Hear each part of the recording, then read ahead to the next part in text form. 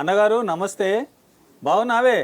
నేనేలా మంచిగా ఉన్నాను, మస్తున్నా. అరే మా అధ్యక్షుడు డిసిసి వైస్ ప్రెసిడెంట్ అయిన తర్వాత ఎప్పటిదాకా ఎక్కడ కలుసుకుంటలేవు. ఈ మధ్యలో మీరు పార్టీ వ్యవహారాల్లో బిజీగా ఉన్నట్టున్నారు. కంపల్సరీ కదా ఉండాలి. మరి ఇప్పుడు మన ప్రభుత్వం వచ్చింది, 6 ఏందే గ్యారెంటీలు. మనోడు కేసీఆర్ కేటీఆర్ మాట్లాడితే రేవంత్ రెడ్డిని దించేస్తాం అంటారు. ఏం బీక్తారే రేవంత్ రెడ్డి వీళ్ళు? ఎవ్వరు కూడా ఒక ఇంచు కూడా పీకలేరు అన్న. రమ్మను, దమ్మున్న మొగోడేవాడు దింపుతా అంటే ఎట్లా దింపుతారు? 5 కోట్ల తెలంగాణ ప్రజలు ఎన్నుకున్నారు ఆయనని. దమ్మున్న సీఎం అతను. ప్రజల కోసమే వచ్చిండు ఆయన.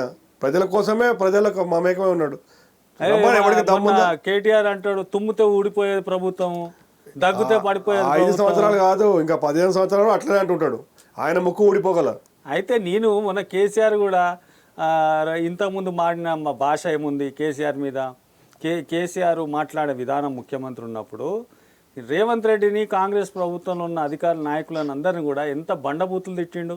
ఇవాళ కేసీఆర్ అదే మాట ఏమంటాడంటే, అరే ఈరోజు మేము ఎప్పుడు అట్లా మాట్లాడలేదు, ఈరోజు రేవంత్ రెడ్డి మమ్మల్ని అది చేస్తాం ఇది చేస్తాం అంటున్నాం కాబట్టి నీ ప్రభుత్వం కూల్చేస్తాం అన్నట్టు మాట్లాడుతున్నారు. ఇది ఎంతవరకు ప్రజాస్వామ్యంలో ఇది కరెక్ట్ అనుకుంటారు? అది ఆయన మాట్లాడేది చాలా తప్పు.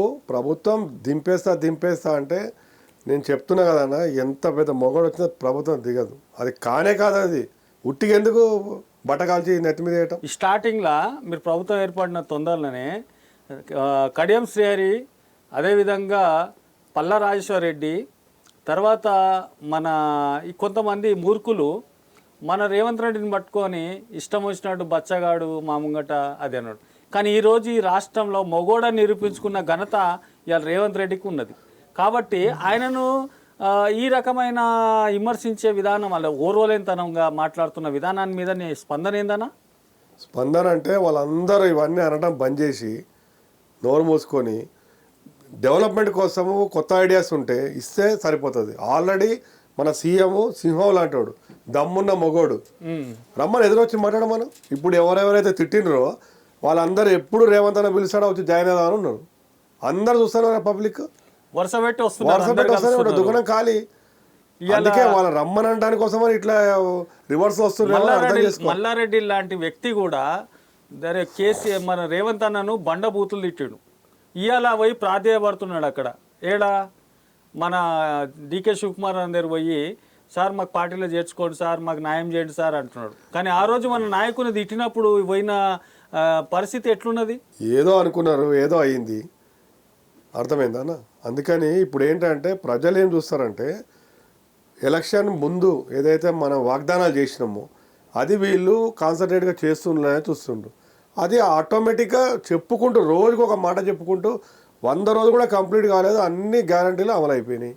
ఇంకా అనడానికి ఏముంటుంది? ఇంకా ఇప్పుడు ఒక్కొక్క యూనియన్తో పిలిచి వాళ్ళకున్న ప్రాబ్లమ్స్ అన్నీ సాల్వ్ చేస్తున్నాడు మన సీఎం అన్న.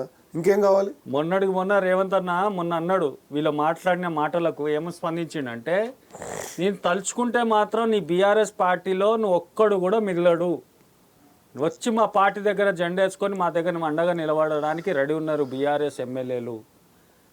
మేము గిట్ట తలుచుకుంటే నీ మొత్తం నిన్ను లేకుండా చేస్తామని చెప్తున్నాడు. 100%. అయితే మన ముఖ్యమంత్రి గౌరవనీయులు ముఖ్యమంత్రి గారిని పట్టుకొని ఇవాళ ఇష్టం వచ్చినట్టు మాట్లాడుతున్నారంటే వీళ్ళకి అహంకారం ఏ స్థాయికి వెళ్ళిపోయిందంటారు? అది కంట్రోల్ లేదు ఇక, అది దాన్ని మనం ఏం చేయలేము. అంటే దీనికి వెనుక ఏం నడుస్తుంది? ఏ శక్తి పనిచేస్తుంది వాళ్ళకు? ఏ శక్తి లేదన్న. అది ఏమైపోతుంది అంటే పవర్ పోయేసరికి వాళ్ళకి ఏం చేయాలో తెలుస్తలేదు. ఏం చేయాలి? ఎదుటి ఉన్నాం తిడుతూ ఉండాలి. అర్థమైందా? ఎదుట ఆయన మంచోడు కదా. మైండ్ డైవర్షన్ అంటే వాళ్ళు చేసిన నేరాలు ఘోరాలు అంటే మన ప్రాజెక్టు విషయం కానీ, స్కామ్లు కానీ, ధరణి విషయంలో కానీ, ఇవన్నీ కూడా మన ముఖ్యమంత్రి గారు బయటకు తీస్తుంటే వాళ్ళు జీర్ణించుకోలేక మైండ్ డైవర్షన్ చేస్తున్నారని నేను అనుకుంటున్నాను. 100% అదే అన్న. తొందర ఎందుకు పడుతున్నావు? జరగట ఆగరాదు. కొన్ని నాళ్ళు అయితే అన్నీ బయటకు వస్తాయి. ఎవరెవరైనా ప్రజలే నోరెళ్ళ పెడతారు. అర్థమైందా? బీఆర్ఎస్ ఎవరెవరు అవినీతి చేసిర్రో, ఎవరెవరు అక్రమాలు చేసిర్రో, ఆనాడు కాంగ్రెస్ కార్యకర్తలను ఏ రకంగా వేధించారో రాబోయే రోజుల్లో వాళ్ళ ఈపులు వలుగుతాయా లేవా అన్న? 100% ఆల్రెడీ పగులుతున్నాయన్నా. ప్రజాస్వామ్యబద్ధంగానే మొలగొడతాం కదా. ప్రజాస్వామ్యబద్ధంగానే మొదలుకొడతారు. ఫస్ట్ డే ప్రమాణ స్వీకారం అప్పుడే గడిలు మొదలుకొట్టారు. ఇంకేందన్నా? ప్రగతి భవన్, జ్యోతిరావు పూలే శిక్షణ కేంద్రం పెట్టేసిండు. మహిళలకు ఉచితం ఇచ్చేసిండు. కరెంటు 200 యూనిట్లు ఫ్రీ. Gas cylinder 500కే. మహిళా శక్తి ఇదైపోయింది, ఇవన్నీ చూసి డ్వాక్రా తట్టుకోలేకపోతున్నారు. తట్టుకోలేకపోతే ఓర్వలేని గుణంతో మనం ఏమనాలా, ఎవరినే మనల్ని ఎదురుతున్నామని తిడుతుంటాం. ఆహా. అది అడగలే సీఎం గారు కానీ మంత్రి మండలి గారు దీని ఏమంటున్నారు, వెనకాలంతా కుట్రతోనే మాట్లాడుతున్నారు, కుట్రతోనే కడుపు మాట్లాడుతున్నారు. నొప్పితోని.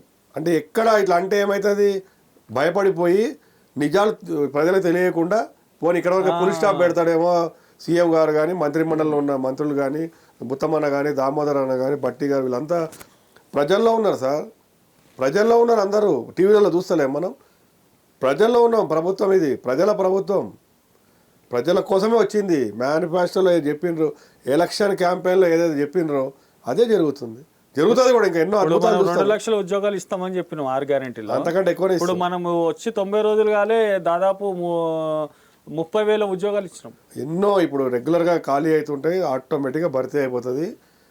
గ్యారంటీగా రేవంత్ అన్న 15 ఏళ్ళు సీఎం పక్కా రాసి పెట్టుకుని కూడా 15 సంవత్సరాలు ఉంటాడు. 15 సంవత్సరాలు చాలా ఇక్కడ కాంగ్రెస్ సంతోషం. కాంగ్రెస్ ప్రభుత్వం రేపు మన పార్లమెంట్ ఎన్నికల్లో కూడా మన సత్తా ఎట్లా చాటబోతున్నాం, ఏంది అసలు పరిస్థితి? ఇప్పుడు రాబోయే పార్లమెంట్ ఎన్నికల్లో ప్రజలు కూడా ఎంతో ఆనందంగా ఉన్నారు.